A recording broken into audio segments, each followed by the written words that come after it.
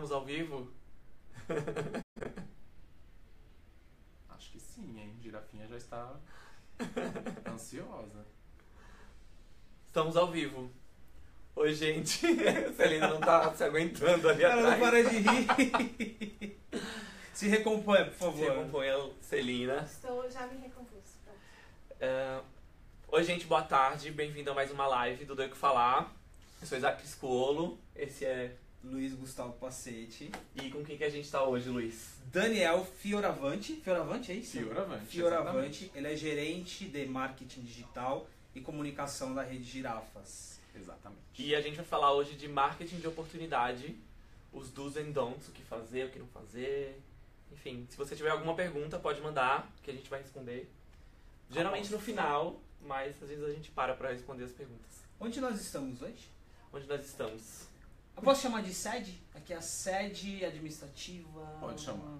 Dos Girafas.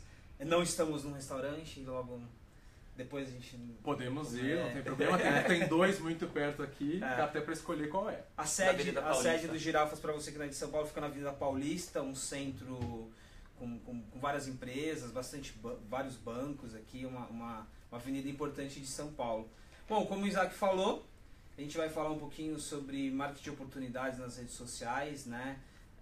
Mundo digital, o que fazer, o que não fazer, num cenário tão ambíguo que a gente vive, né? Um cenário em que uma marca ela agrada a alguns, desagrada a outros e precisa se alinhar um pouco em relação ao seu discurso. E o Girafas tem um contexto e tem uma pegada interessante, porque antes até de que você faça a introdução, a gente está falando de um mercado em que o Girafas concorre, por exemplo, com o Burger King, concorre com o McDonald's, grandes anunciantes globais, com muita verba para investir em marketing. O Girafas precisa otimizar a sua verba, enfim. Como que essa dinâmica do seu mercado influencia e torna o marketing digital tão importante para vocês? Bom, realmente o que você comentou é um fato. Nós somos uma empresa brasileira, né? A gente nasceu em 81, lá em Brasília, então somos 100% brasileiros.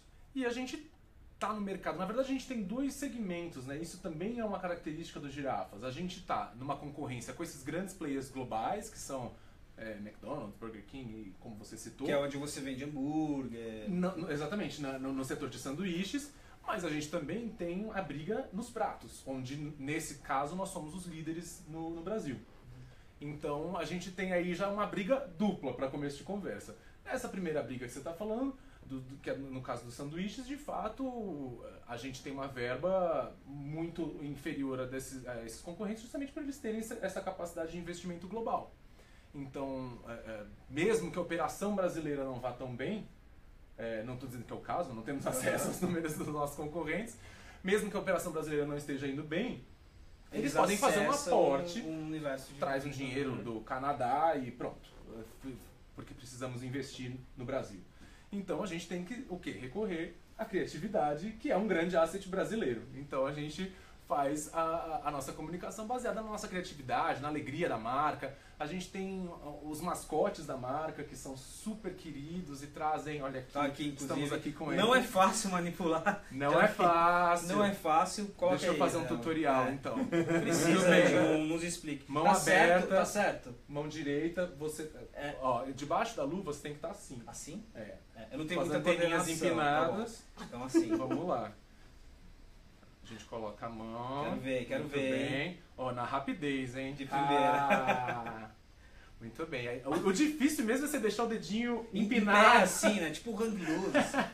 Porque dá uma cansadinha depois, mas Legal, aproveitando que a gente inseriu as girafas na nossa conversa, e a mascote tem muita relação com a persona na internet. Faz uma introdução rápida pra gente. Você falou sobre criatividade, jeito brasileiro. O que essa mascote incorpora dessa coisa do Brasil, dessa irreverência? Bom, a mascote não só se diz está atrelada, ela na verdade ela é a nossa marca, né? No nosso logo estão as nossas duas girafinhas. Então foi um processo que aconteceu ao longo de vários anos, né, junto às nossas agências de publicidade, e elas foram ganhando vida, né? Então elas são as protagonistas dos nossos filmes de TV, e elas, quando a gente iniciou lá em 2010 o marketing digital, a gente fez um grande estudo, né, em profundidade de como seria a linha editorial do Girafas na internet, como seria o nosso tom, do que a gente falaria, e a gente decidiu que elas extrapolariam a TV e iriam para o digital. Então a gente tem hoje, por exemplo, no Twitter, o Twitter é delas hoje. Tanto que, inclusive, a arroba é @girafinhaoficial. Elas precisavam de versatilidade multiplataforma. Exatamente, porque, por exemplo, no Facebook a gente já tem uma estratégia de falar mais de produtos, a gente apresenta portfólio, afinal de contas, no fim do dia, a gente quer vender prato, né? Então, no Facebook, elas são complementos ao nosso cardápio, sempre trazendo essa reverência e tal. No Twitter, não, por exemplo, o Twitter é dela, então elas contam do dia delas, elas interagem com o público, elas fazem piada. Mas claro que por conta da audiência, né, nossa audiência é maior no Facebook, a gente acaba fazendo as coisas que a gente quer dar mais buzz Estão concentradas ali, né? As pessoas reclamam muito, tipo, no Twitter, por isso que tem esse tom de ser a vida delas, pra deixar esse saque 2.0 mais leve? Também, mas assim, quando é pra falar de saque, a gente fala sério, porque a gente sabe que o problema de um cliente, se ele se deu ao trabalho, né, de acessar uma rede social e querer falar com a empresa, a gente sabe que já não é uma situação que foi facilmente resolvida ali no balcão. Então a gente trata com mais seriedade, a gente não faz muita brincadeira não. Às vezes as pessoas vêm, tiram um sarro, tipo, pedi ontem e tava com pouca batata. E a gente dá uma brincada, porque a gente viu que é um problema assim, uma coisa leve, e a pessoa leva numa boa. Mas se acontecer uma coisa mais chata, né, um problema de fato num restaurante, o saque é feito de uma maneira mais séria. Mas aí, desculpa te interromper, Daniel, mas assim, sempre é a persona. Sempre são as girafinhas. Elas assumem, mesmo no caso do saque, uma coisa mais séria, mais técnica, a persona continua ali, nunca vai ter uma intervenção direta. Pô, agora aqui é o fulano do girafa falando com você.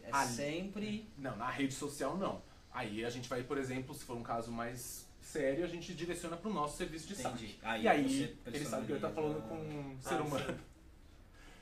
Qual que é agora, assim, a gente está falando de 2010, tá daqui 3 anos, 10 anos, né, que você entrou, que vocês entraram praticamente no marketing digital. Como que vocês evoluíram em termos de aprendizado? Até onde ir, assim, que terreno pisar, construir esse storytelling, a vida do mascote, né? O que vocês aprenderam nesses anos? Olha, o aprendizado foi muito grande. Mas eu acho que ele é algo que não para, porque o público evolui, as tendências evoluem, o mercado é muito dinâmico, né? O varejo é muito dinâmico. Então a gente aprende todo dia. E o digital, eu vou estar mentindo se eu disser que a gente encontrou a fórmula de se comunicar com os nossos clientes. Porque é muito teste. Então assim, a gente tenta entender qual é o limite ali que aquele assunto a gente consegue abordá-lo. Por quê? Porque a gente tem esse veio de muita irreverência, de brincadeira, e a gente tem que ir com na verdade, você está sempre... eu posso dizer que você está se arriscando também, né? A gente se arrisca conforme diariamente. Você testa, você está exposto... A gente se arrisca diariamente. E aí também entram as girafinhas. Porque elas nos dão um pouco de respaldo na hora de abrir o peito assim e se lançar num desafio desse.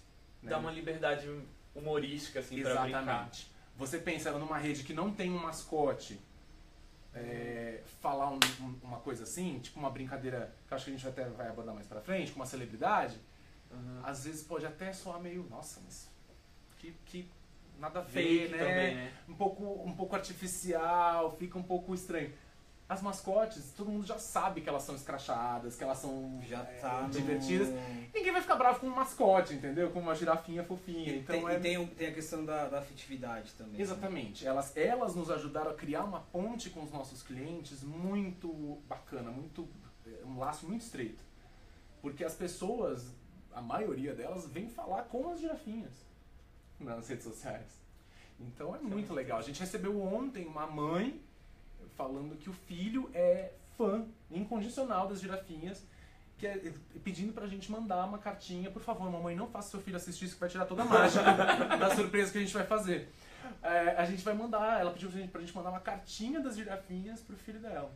E a gente vai fazer com uma surpresa adicional. Se você estiver assistindo com seu filho, tudo bem, ainda tem uma surpresa. Provavelmente vai viralizar, vocês vão tentar viralizar isso vai pras redes. Viraliza naturalmente, a gente nem precisa contar numa live do meio mensagem. Assim. Uma coisa rapidinho.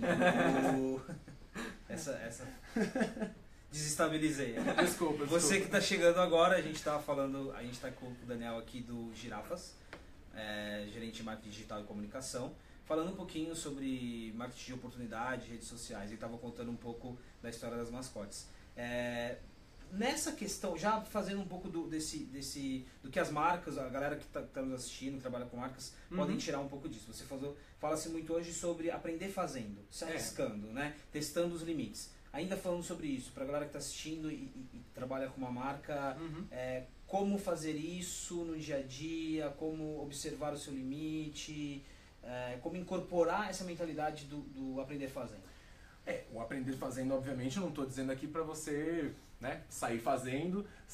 Tudo que a gente faz tem um planejamento prévio, a gente faz muitos estudos, a gente tem uma agência por trás, né, a gente trabalha com uma agência de social media que usa softwares, tem uma equipe dedicada para ler os comentários, interagir com as pessoas, ou seja, como que a gente aprende e nos arriscamos com um certo nível de segurança? Escutando o nosso público. Nada mais efetivo do que você, de fato, interagir com a sua audiência. Porque eles vão te dar o termômetro do que eles estão achando engraçado. Proximidade. Exatamente. Porque tem ainda muitas marcas que... Não estou falando só do meu mercado, tá? A gente está falando aqui do mercado em geral. Muitas marcas que entram porque eu tenho que estar, porque meu concorrente está, porque hoje todo mundo tem, e faz a página, mas sem entender a real mensagem que é você fazer uma rede social. Você está acenando para o seu público dizendo: oi, eu estou aqui para te escutar, eu estou aqui para conversar com você. Não é a gente como consumidor, o que a gente... Sim. Poxa, sei lá, minha operadora de celular está lá, quer dizer que ela quer escutar o que eu tenho a dizer, né? Eu vou conversar com ela por ali. Isso é muito forte porque você abre um caminho, quase um caminho sem volta, né? Você deu um caminho sem volta, você deu uma abertura, vem cá, conversa comigo, fique próximo, e aí você está aberto tanto. Exatamente. Então a gente hoje tem uma estrutura grande dedicada para esse relacionamento com os consumidores. Eu estou envolvido em muitos casos, até hoje. Né? A gente tem equipe, tem pessoas de PR aqui dentro do Girafas, tem gente de digital, tem agência, mas eu ainda me envolvo em muitos casos. Tipo esse caso da cartinha. Chegou até mim e falou: não, gente, vamos fazer a cartinha. Então, o seu público é o seu melhor termômetro. Ele vai te dizer o que agradou, o que ele achou um pouco demais ou um pouco ofensivo, ou se eles querem ver mais produto. Às vezes a gente está fazendo muita brincadeira, às vezes vem gente e fala: mas o que lançou, pessoal? Ou como que é o preço desse lançamento que vocês colocaram na loja? Então a gente, peraí, vamos dar Isso uma... é interessante, né? Muito interessante. O próprio consumidor que vai balizando um pouco para onde você deve ir. Exato. Porque, a gente está ali para mandar mensagens que eles querem escutar, né? Assim, então, se eles querem saber mais sobre o nosso cardápio, vamos falar sobre o nosso cardápio. Se eles querem falar sobre chegada de restaurantes em determinada cidade, vamos falar sobre isso. Então, esse é o grande conselho, né, até que eu dou, escute a sua audiência. Ninguém melhor do que eles vão dizer o que eles esperam da sua marca. Às vezes tem marca que acha: não, eles só querem saber do meu produto. E aí, às vezes, o pessoal já conhece o seu produto, já foi na loja, já conheceu. Às vezes eles querem saber sobre pós-venda, sobre assistência técnica, e você não fala nada disso. É engraçado que essa questão do ouvir parece óbvia, mas é importante, né? Então, Isaac, só para eu fechar essa parte aqui do arriscar, se arrisque, teste os limites, mas tem uma base, né? Isso ficou bem claro. Tem uma base trabalhando os seus dados, trabalhando o feedback, e os agentes que você tem, o PR, a agência de comunicação, enfim. Exato. A minha pergunta é sobre o processo. Como é que vocês decidem, por exemplo, vocês têm essa agilidade, tá acontecendo alguma coisa, ouvir a conversa da rede social.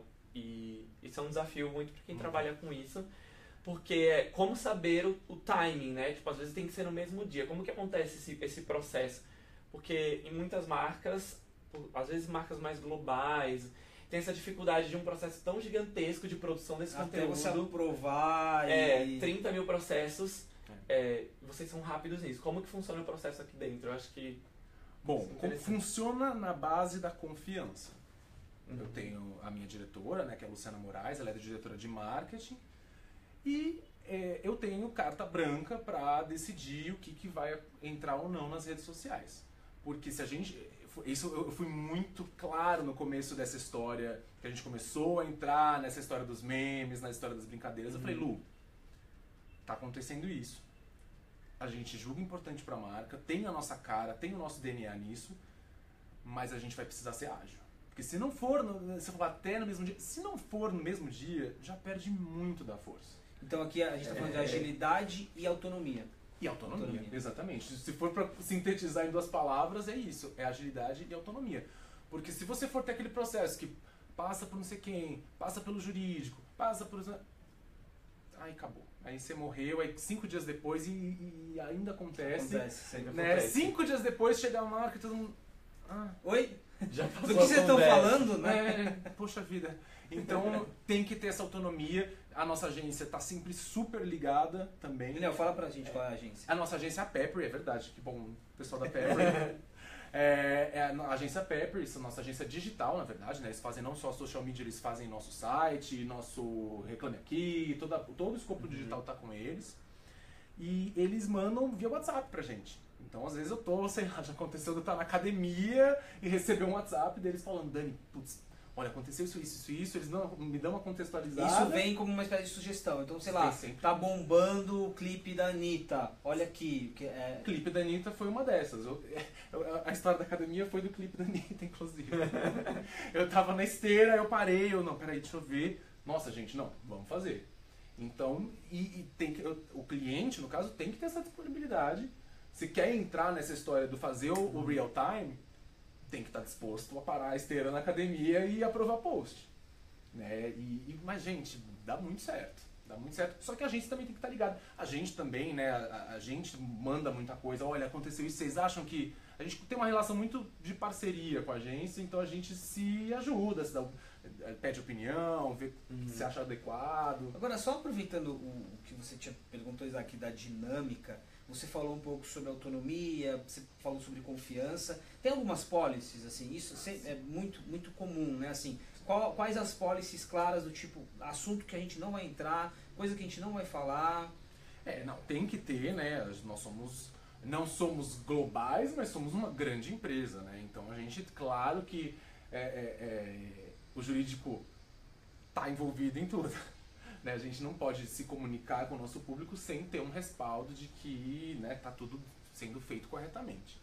Então, a gente toma muito cuidado porque, afinal, a gente está com os nossos mascotes sendo porta-voz, a gente não pode falar qualquer coisa. Então, por exemplo, você não vai ver as girafinhas falando sobre política, você não vai ver as girafinhas fazendo humor com identidade de gênero, né?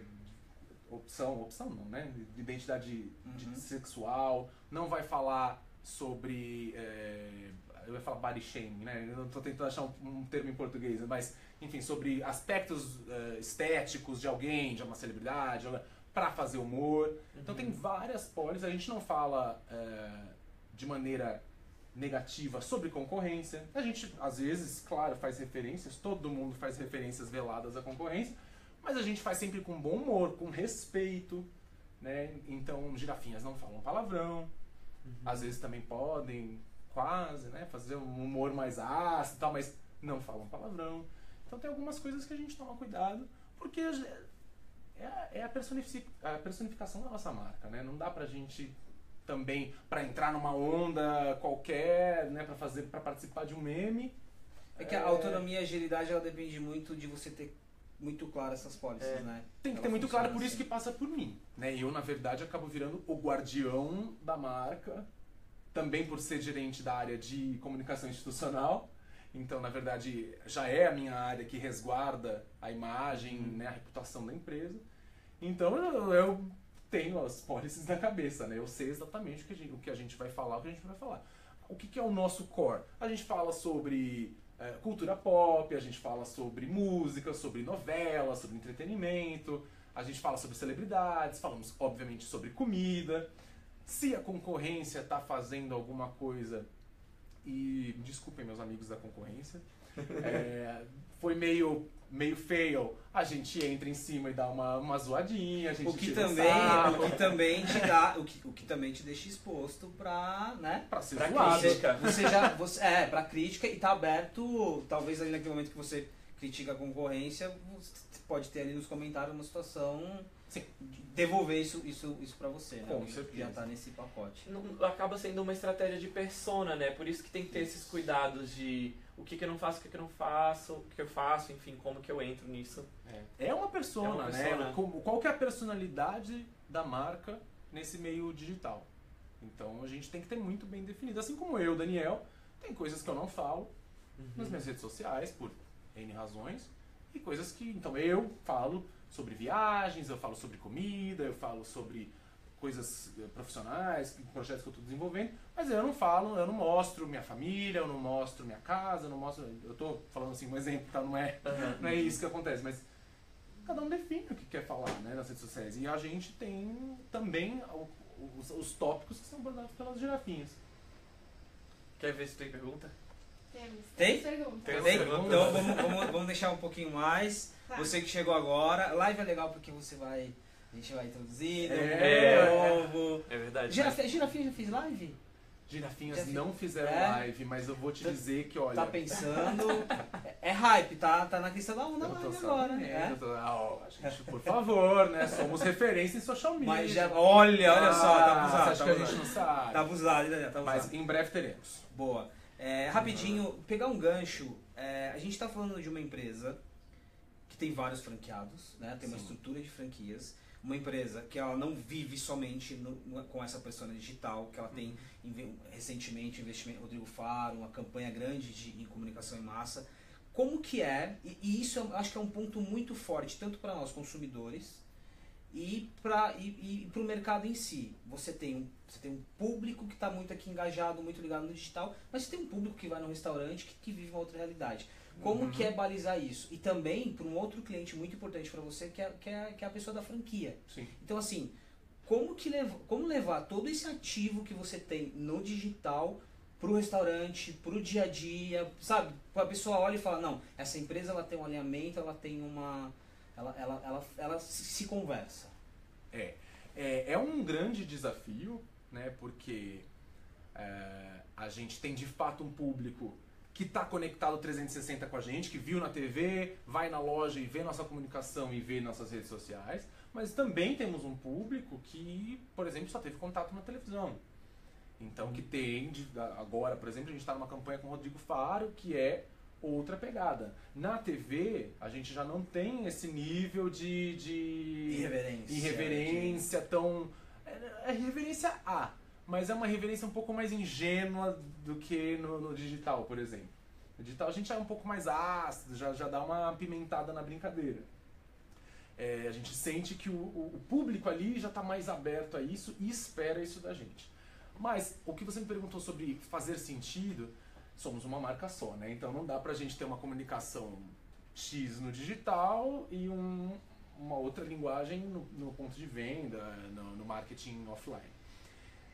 Acho que tudo começa com integração aqui dentro. Aqui dentro as campanhas não saem separadas, como já passei por outros lugares, em vários outros lugares, né? Aconteceu o planejamento da campanha offline, digital, desdobra a campanha. Aliás, a palavra desdobra me dá até um arrepio. Desdobra no digital. Não existe desdobrar no digital. O digital é parte da estratégia. Então aqui eu sou muito próximo da Luciane, tem a Luciane Ná, que é a nossa diretora, a Luciane Né, que é a gerente de marketing. As campanhas já nascem juntas. As agências todas sentam juntas e a gente faz a campanha para os girafas. Não é a campanha digital do girafas ou a campanha offline do girafas. Esse eu acho que é o grande diferencial para ser coeso na comunicação. Você já trabalhou em agência, não trabalhou? Já trabalhei. A gente assim, já há muito tempo se discute, né? Tema batido on e off, mas que ainda é um ponto de discussão. Isso que você está falando aqui. Isso é Agora, extrapolando um pouquinho para o mercado, Daniel, por que a gente discute tanto on e off ainda? E por que existe um desafio de essa mentalidade de desmembrar no digital, ou bota aí no digital, ou repete aí no digital? Por que a gente ainda tem um desafio de discutir isso? Eu acho que você mencionou a palavra-chave, mentalidade.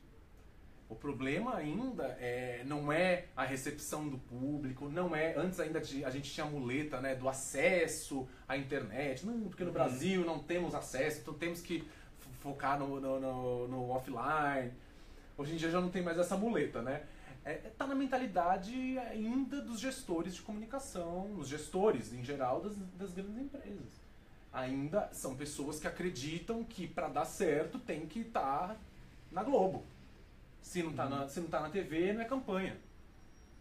Quando, na verdade, a Globo faz parte do e mix. outras emissoras faz parte de algo substancial. Exatamente. Faz parte de um mix de comunicação que você monta, um ecossistema para sua campanha funcionar. Porque hoje, o seu consumidor, muito provavelmente, não vai estar só na televisão. Ele está na televisão, aí ele viu uma receita e baixou e pegou ela no celular. Aí ela mandou via WhatsApp para uma amiga, e aí ela passou no ônibus e viu uma comunicação out of home. Então, não tem como você dizer que só o offline hoje traz resultado. Mas esses gestores com essa mentalidade ainda tem essa... Então, os Girafas, eu tive a sorte de trazer para cá, de ter uma receptividade muito grande para o digital, de entenderem com rapidez de que ele cada vez mais tende a ser protagonista na comunicação, né? Então, é um trabalho... Eu acredito que as gerações, né, de novos líderes vão já ter isso muito mais para si, né, incorporados, porque já são praticamente nativos digitais, né? Então, eu acredito que isso venha a mudar. Eu acho que tá bombando. Tá bombando aí? Tá bombando? As perguntas. Fala que tá bombando. Vamos para as perguntas, então. Tá bombando. O Daniel gosta de viralizar, bombar. Lógico, a gente tem que... Uma coisa que eu acho legal é que a Girafas pega muito esse... A gente costuma dizer que a internet brasileira é muito atípica, né? Da internet no mundo. A gente entra muito rápido nas conversas. A gente tem muito meme nosso, ou a gente transforma isso... A gente é exportador de memes. Exatamente. E é muito legal ver uma marca brasileira construindo essa comunicação com a comunidade, e que isso vai além do próprio público dos Girafas, né? Tipo, entra nas conversas e aí viram conversas baseadas nisso. Sim, vamos falar de alguns cases, então, antes de perguntas? Vamos. Eu acho que a gente tem dois momentos de cases. Que teve o case do hambúrguer da paz. Você já estava aqui? Não. Você não estava aqui. Não. Mas a gente pode falar um pouquinho sobre ele, porque esse case do hambúrguer da paz, era o dia Mundial da Paz, né? Era o Peace Day, O Peace Day, que o Burger King fez, isso global lá fora, o Burger King fez um convite para o McDonald's para que eles criassem o sanduíche da paz, que eu não me lembro o nome, era McUper. Eu não lembro a sugestão. E aí eles criaram... Mas era um nome misturando os dois. Né? E eles criaram o layout de um restaurante, a junção dos dois. E nesse momento, isso foi em 2015, se não me engano, e nesse momento houve ali, o McDonald's ele demorou um pouquinho para responder, né? E Girafas entrou, e aí você conta um pouquinho pra gente como foi... Isso foi realmente o start desse tipo de estratégia da gente intervir em assuntos que, na verdade, às vezes nem era com a gente. Então a gente percebeu que houve, de fato, uma demora na resposta, e a gente falou, bom, nós temos uma operação nos Estados Unidos. Temos contato com essas outras redes também. Vamos a gente fazer então. Se eles não querem, a gente quer. E aí a gente cortou ali um pouco o meio do caminho, a gente respondeu antes. E falou, então a gente quer fazer, chama a gente também.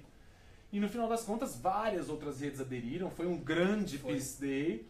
E, no entanto, como a gente foi o pioneiro na verdade, a gente foi o primeiro a aceitar, de fazer a o retorno, né, pra gente... Se o McDonald's não aceita, a gente aceita. Né? Então, o retorno em PR pra gente acabou sendo muito maior, no final das contas, do que pra outra rede que foi feito o convite. Né? Então, é muito interessante, é saber aproveitar. E a gente volta lá pro começo. Como eu, com a minha verba diminuta, consigo amplificar minhas ações. O que eu acho interessante nesse caso é que assim, a proporção que isso tomou foi gigantesca. Né? Eu acho que todos todas as policies que você tinha de o PR, o marketing, porque tomou uma proporção gigantesca, tanto que depois o Girafas apareceu em meio a redes globais. Mas sabe o que eu acho interessante aqui? É o seguinte, a gente está falando da oportunidade, da rapidez, da agilidade, da irreverência, mas aqui tem um contexto importante. Você tinha um processo de expansão internacional, uma rede lá fora, ou seja, tem um contexto de negócio, você tinha um contexto do paz, né, a girafa e tal. Exatamente. Então isso que foi interessante, a leitura que vocês fizeram. Entrar por entrar, a gente é sempre roubada. Sempre roubada, porque se você não tem um porquê, né, uma verdade ali por trás, um planejamento de por que de fato você entrou nessa brincadeira. Gente, acontecem 1000 coisas por dia que a gente poderia brincar.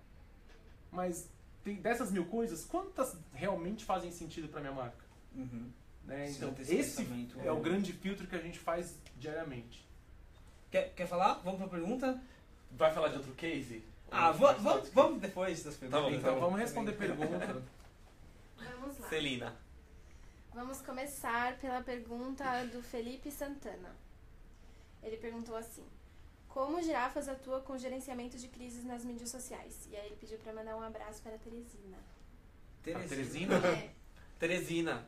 Piauí. Olha, cara, que legal. Bom, então vamos começar com o abraço. Um abraço para a Teresina Piauí. Temos várias lojas lá.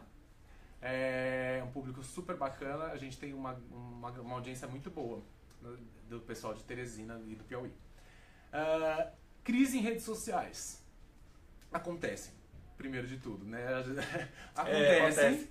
Nós, no meu caso, né, vou dar um exemplo que eu vivo aqui, a gente serve mais de 36 milhões de refeições por ano.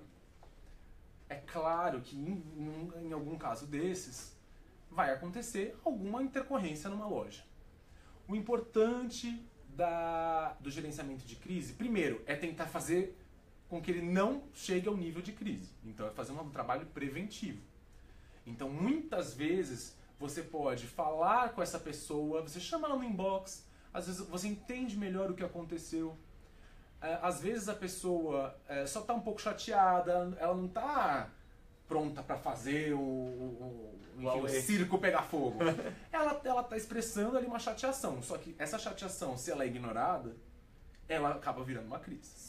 Você pode despertar porque, poxa, você foi lá, se deu o trabalho de escrever, de contar. Se você está falando com a marca, você já tem que partir do pressuposto de que a pessoa, poxa, ela teve um trabalho ali, ela podia muito bem sair falando mal da marca para todo mundo e nem avisar a gente, mas, poxa, se ela está avisando, quer dizer que ela quer voltar, que ela quer que a gente melhore para a próxima visita dela. Então, às vezes, você consegue conter essa situação fazendo um contato com essa pessoa. Às vezes você oferece uma visita à cozinha para ela conhecer, eventualmente uma cortesia para ela ir lá e voltar e ter uma experiência melhor. Depende muito do caso.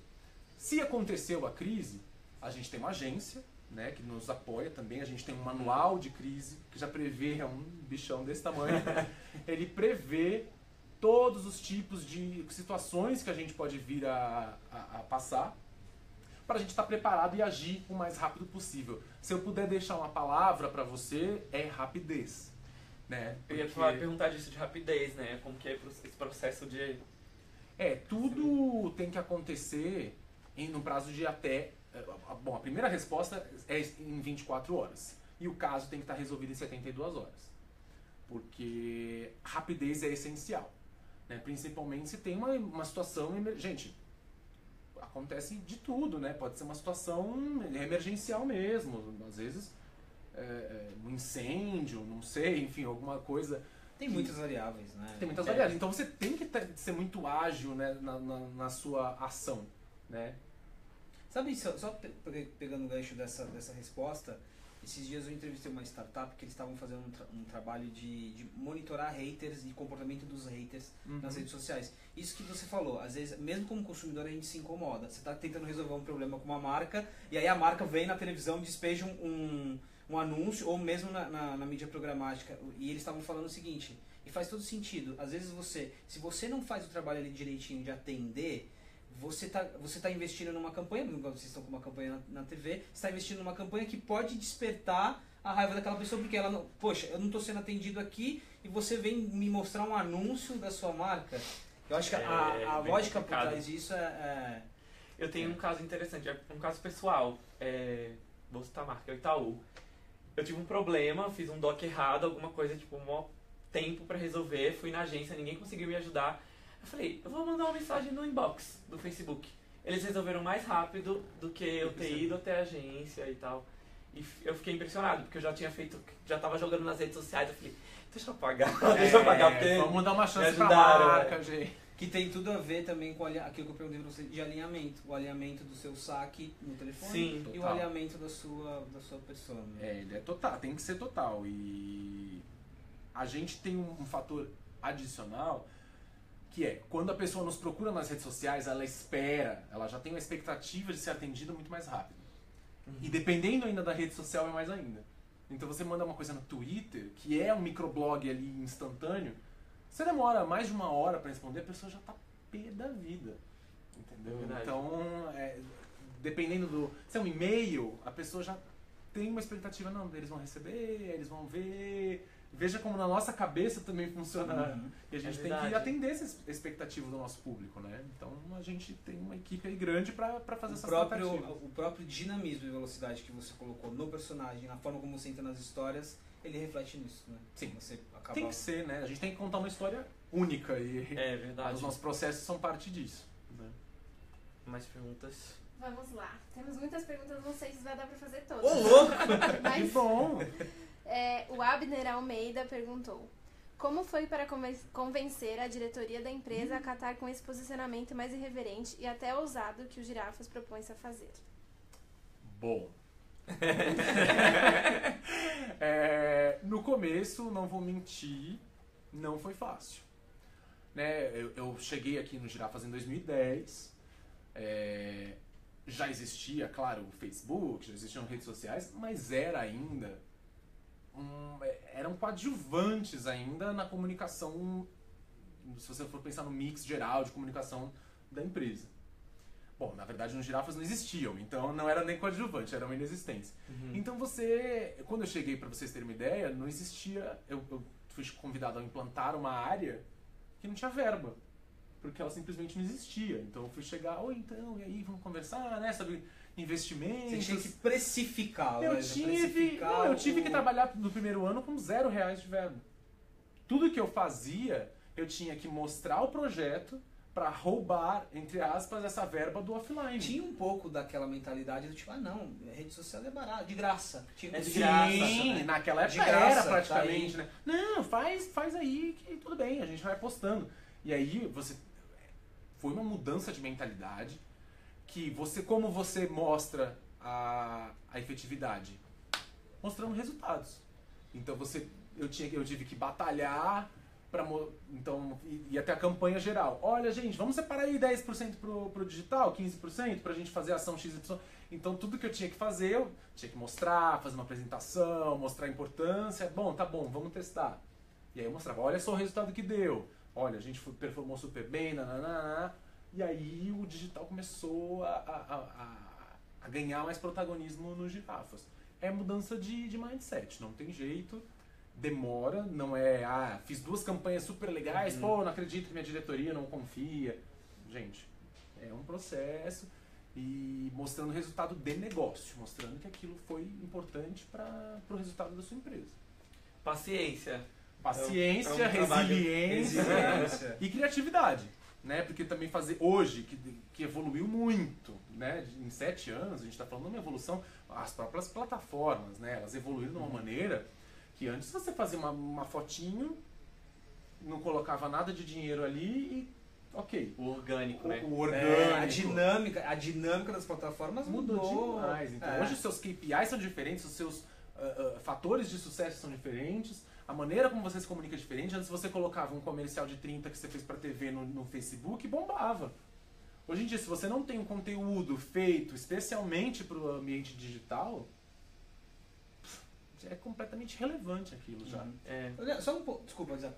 Não, eu ia falar que é interessante, por exemplo, marcas que entraram, se arriscaram num momento que não tinha ninguém fazendo, que não tinha referência, que foram batendo a cabeça e testando, hoje se destacam porque já tem todo esse background de conhecimento, de testamos tudo isso e sabemos onde estamos pisando. A experiência, hoje a gente já senta numa mesa de planejamento. Vamos fazer isso. Gente, a gente fez isso e deu errado. Dá pra fazer assim porque o nosso público gosta mais disso. A gente já tem um know-how adquirido ao longo desses 7 anos que nos permitem saber o que o meu cliente quer ouvir, como que ele gosta de receber informação, as coisas que vão bem e não vão. Então, claro, nada disso impede, às vezes, um post não ir tão bem, tá? Mas você ter esse conhecimento adquirido ao longo de vários anos ajuda muito. Pra vocês terem uma ideia, quando a gente entrou, esses 2 concorrentes que você citou não tinham página no Facebook. Burger King e McDonald's. Ele tem que falar, né? Não tem problema nenhum, tenho amigos nos 2. O BK e o McDonald's não tinham página. Então a gente nadou de braçada durante muito tempo, porque era a gente ali, né? Mais uma expressão do Daniel, nadou de braçada. Eu ia falar alguma coisa de... E hoje acaba sendo que é muito mais difícil quem quer entrar e tipo... Sem atrapalhar as perguntas, deixa eu me dar uma perguntinha aqui, porque 7 anos você tinha um desafio, grana para investir em digital. Hoje, rapidinho, o que você vê como desafio? Porque a gente falou que a dinâmica das plataformas mudou, quantas outras plataformas não estão aí, né? O que você vê de desafio hoje no digital? Olhando um pouco mais para dentro, assim, para a estrutura da empresa e para a sua dinâmica. Eu acho que o desafio hoje é conseguir se destacar no meio de um oceano de conteúdo que você, hoje como cliente, né, como receptor dessa informação você está. Quantos impactos você não tem na sua timeline entre coisas dos seus próprios amigos e outras marcas? Hoje é muito mais difícil você fazer algo que realmente seja relevante para aquele cara. Pode ser divertidinho, você passou, legal, mas depois você vai lembrar dessa marca? Essa comunicação fez uma diferença de fato? Ou foi só uma firula ali? Porque no final das contas você fala de estrutura de empresa. No final das contas eu tenho contas a prestar aqui dentro. A gente faz, é legal, é reverente, dá uma risada, É o que você falou, mas eu tenho que trazer resultado. É o prato de arroz, feijão e maminha que vai ser vendido. Exatamente. E hoje, por exemplo, a gente tem que trabalhar com um plano de mídia muito assertivo para garantir que essas mensagens que a gente está mandando sejam de fato fixadas. Não adianta você aparecer uma vez na timeline da pessoa, porque ela vai esquecer, porque hoje tem vários estudos que mostram que elas são impactadas centenas de vezes. Fui eu e a Johnson, e a Dove, e a Chevrolet, então assim, o que vai fazer você conseguir lembrar? Aí o gato da sua amiga, a mensagem toda em caps lock da sua avó, tudo isso tá te impactando. Então, por que você vai lembrar de marca X e não de Y? Sem contar a Daenerys, né? A Daenerys, na última semana, né? Bom. Então, temos perguntas aqui que se complementam, então vou juntar. Olha, a as curadoria. Muito bem. A Mariana, ela tá querendo saber como que funciona a estratégia e content branding lá no Twitter. E aí o Alisson perguntou quais são as diferenças de estratégia de comunicação multicanal da rede, YouTube, LinkedIn, Facebook e Twitter. Então dá pra juntar. Tá bom. É tipo, o que vocês fazem em cada plataforma. Bom, a gente, antes de lançar qualquer rede social, né, não importa o porte da empresa, você tem que ter um trabalho de curadoria, um trabalho de planejamento editorial, né? Ou seja, o que minha marca vai falar, sobre o que, qual é a frequência que ela vai falar e em cada ambiente. Cada rede social tem uma vocação. Isso hoje já estão muito consolidadas as principais redes, a gente tem isso muito claro. Então, por exemplo, o Facebook te oferece N possibilidades multimídia. Então você tem vídeos, você tem uma live como a gente está agora, você tem foto, você tem ofertas, você tem uma infinidade de coisas. Você vai... Então ali é um lugar onde você pode ter, apresentar portfólio, fazer interação de uma maneira mais profunda, fazer uma eventual promoção. Então ali a gente sempre, geralmente se fala muito de produtos e assuntos ali nesse universo, né, do seu portfólio. No Twitter já tem outra característica totalmente diferente. O Twitter ele é uma coisa muito real time. É aquilo que eu falei até da impaciência. Você postou um negócio, você quer que em 10 minutos você seja respondido. Se não, ao mesmo tempo, você quer um chat ali. né? Então, por isso muitas marcas adotam o Twitter como canal de atendimento para saque 2.0. Então você consegue ter ali uma conversa muito rápida, se você precisar você chama para uma mensagem privada, muito que bem, está resolvido. Já LinkedIn, a gente entrou recentemente, já tem um cunho mais profissional, já é uma rede onde você aborda alguns assuntos em mais profundidade, assuntos institucionais. Então, você não vai ficar tentando vender uma maminha ali, ou seja qual o seu produto seja. Você vai falar sobre os resultados da empresa, sobre algumas atividades, ações de responsabilidade socioambiental, enfim, assuntos mais institucionais. E assim por diante. Então, Instagram tem um grande apelo visual. Então, por exemplo, tem marca que fala, quero entrar no Instagram. Eu dou aula, né? Então, por exemplo, às vezes as pessoas vêm me falar, queria muito entrar no Instagram, não sei o quê. Tá, vamos sentar? Sua marca é do quê? Eu sou um chaveiro. Bom, qual que é o apelo visual que a sua marca tem para entregar para o seu cliente?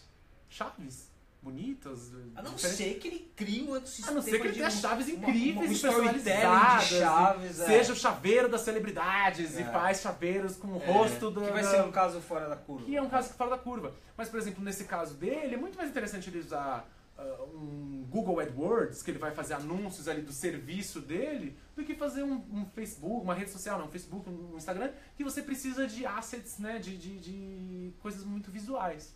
Então, cada empresa tem um direcionamento que é mais interessante ela tomar e um ecossistema que é mais interessante para ela entrar. Por isso, inclusive, nós fazemos escolhas. Só terminando, a gente faz algumas escolhas. Tem redes sociais que a gente não está. Porque a gente entende que não é... Como quais? Dá um exemplo... Hoje em dia, por exemplo, a gente não está no Pinterest porque ele é uma coisa de pinar, uma coisa mais para você fazer projetos pessoais, né? Você está planejando uma viagem, aí você vai lá, coloca os pins. Hoje a gente ainda não está no Instagram, por exemplo, porque a gente entende que a gente já está suprido nesse quesito pelo Facebook. Snapchat, então... Snapchat não estamos. Consideraram em algum momento? Pararam para observar? Olha, paramos para observar sempre. A gente sempre, quando uma novidade está pegando muito, mas a gente entendeu que para o nosso contexto não tinha aderência. Por exemplo, seria legal se a gente tivesse, por exemplo, na época, com alguma campanha no ar, uma estratégia com influenciadores digitais que pudessem alimentar esse Snapchat com coisas relevantes. Relevância, para mim, é a palavra de ordem.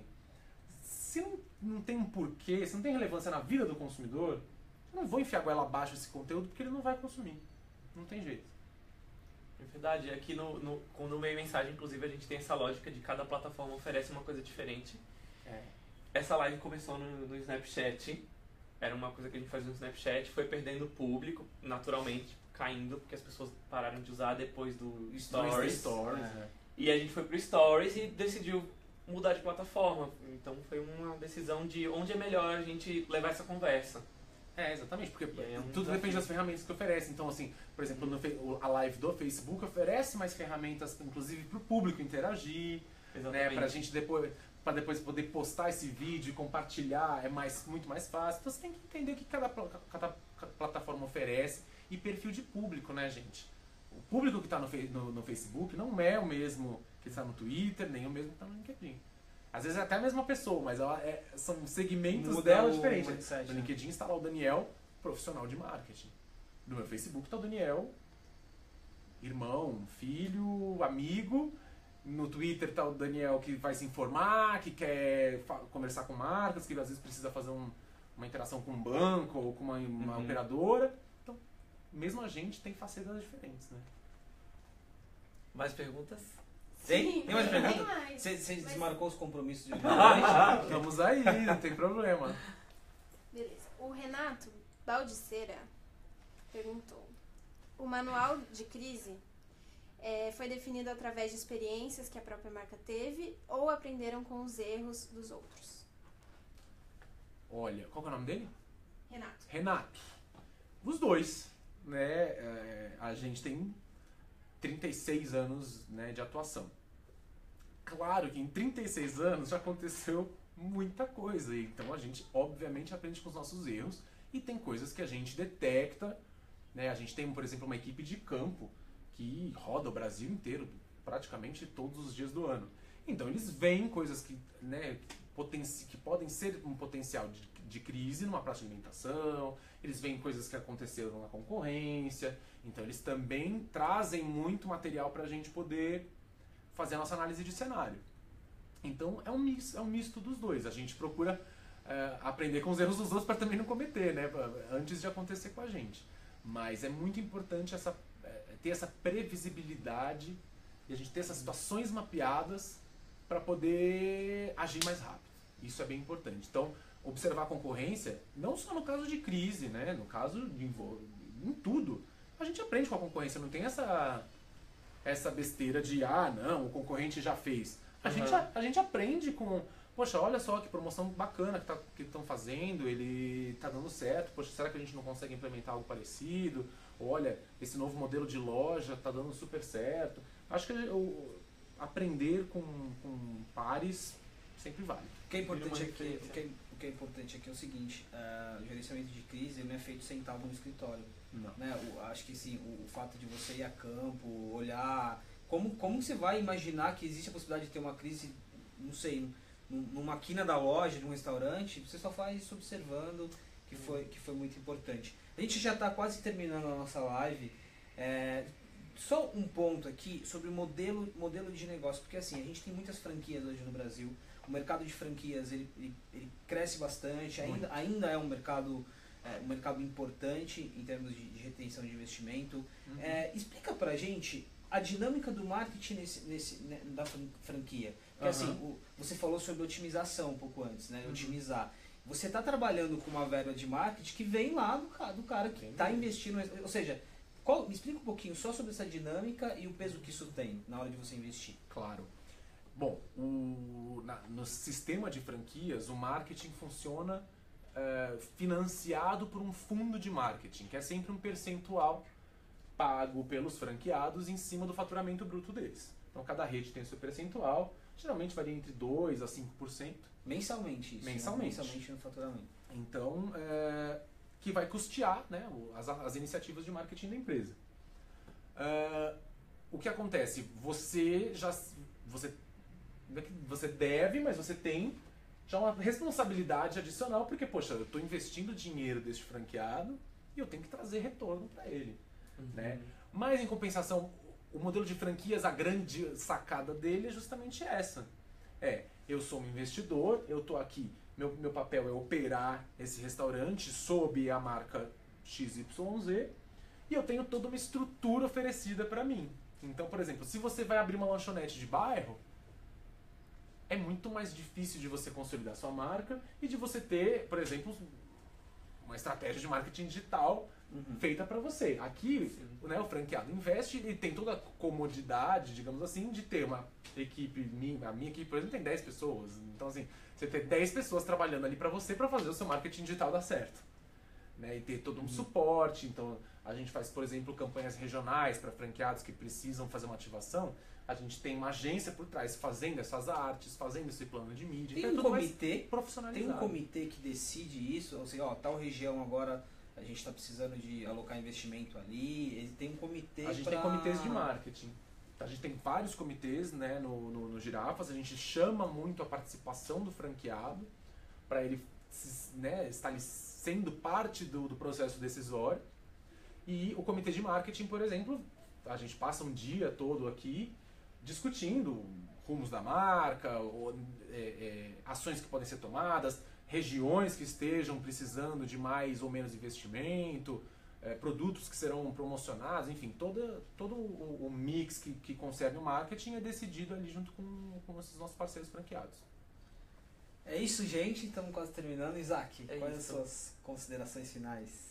Não, voltando um pouco na questão da crise, eu acho que até quando você fala que é gigantesco o manual de crise, isso assusta as pessoas porque pode soar tipo, nossa, mas já deu tanto problema que eles têm um manual gigantesco. Não. Mas é justamente isso de você mapear tantas possibilidades e quanto mais preparado você tá, maior fica o seu manual, até porque tipo, chega uma pessoa nova, ela sabe do histórico inteiro da Isso, empresa. é essa a e tal. intenção, é isso mesmo. Acho Não é que isso tudo que interessante. aconteceu que está previsto no manual já aconteceu, graças a Deus. Aham. Mas a gente precisa prever, entendeu? Então, por exemplo, a gente nunca teve um caso grave de, sei lá, um desastre natural acabar com uma loja. Mas, poxa, e se acontecer? Então a gente tem que prever coisas mirabolantes, malucas, mas se acontecer a gente está preparado.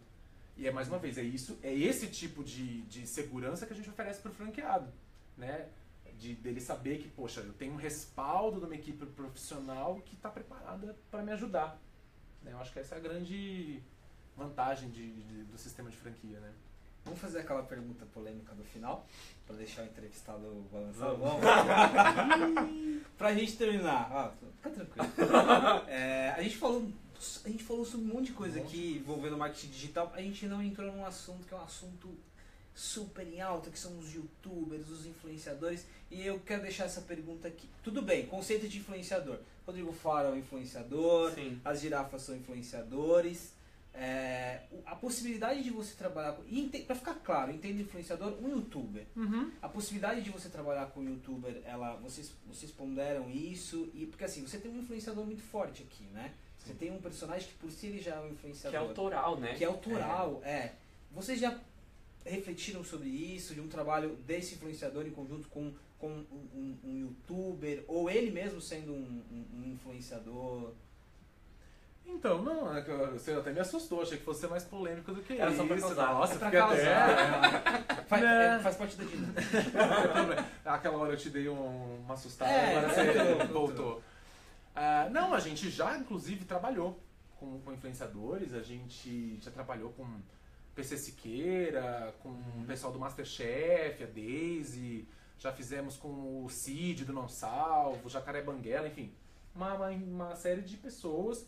O que é importante pra gente como marca é que haja uma dinâmica em que seja complementar, né?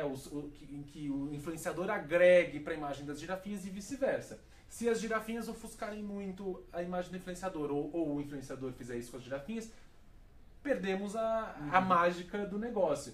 Mas a gente já fez várias coisas. O Cid e o Rodrigo do Jacaré Banguela foram para Miami vestidos de girafas. No caso de vocês, Então, tem um desafio adicional que é desse equilíbrio, né? Equilibrados. Tem um equilíbrio, né? Porque no final das contas, elas são as protagonistas. Uhum. Né? O influenciador, ele é uma interação divertida ali. Claro, a gente tá conversando com uma audiência desse cara, que é muito legal pra gente, mas temos que balancear, porque as girafinhas comandam o show, né? Eu acho que é interessante destacar essa questão de influenciadores que a gente tem falado muito, é que, no caso de vocês, vocês têm um próprio influenciador. É. Ponto Frio tem o próprio influenciador, que é o Pinguim e tal. Então, tem marcas que acham que só vão conseguir atingir um determinado objetivo de comunicação se usarem influenciadores. E não necessariamente, você pode criar o seu, né? Isso é uma possibilidade. Às vezes o influenciador também pode ser um tiro no pé. Uhum. Nem sempre, né? Todo mundo agora tá realmente nessa moda, nessa tendência. Não, tem que fazer com influenciador, tem que fazer... Assim como todo o resto que a gente conversou aqui, tem que fazer sentido pra sua marca. Tem gente que faz na ânsia, que compra o espaço, né? Compra a audiência do influenciador. Acha que... A gente até viu uma live da Bia Granja falando sobre isso com vocês, minha mensagem. Sim. Porque acha que o influenciador é mídia. Ele não é um espaço publicitário, ele é uma pessoa com um direcional ali, editorial, ou seja, uma série de assuntos que ele fala. E se sua marca tiver aderência com aquilo que ele já fala com o público dele, faz sentido você estar ali.